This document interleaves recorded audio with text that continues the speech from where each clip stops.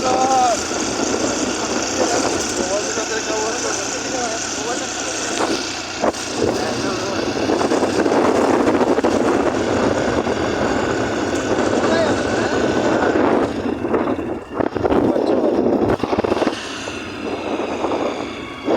জায়গা থেকে সূর্য উদয় হয়।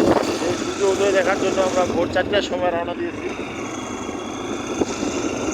এখন পর্যন্ত সূর্য উদয় হয় নাই।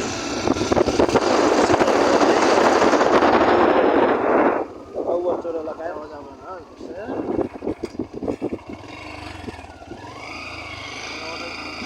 এই এলাকায় একটা উচ্চর পরিস্থিতি। আমরা সবাই মিলে ভ্রমণে গেছি উচ্চর এলাকায়।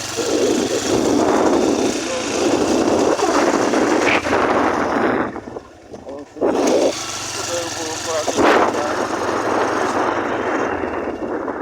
তিরিশ প্রজ্ঞা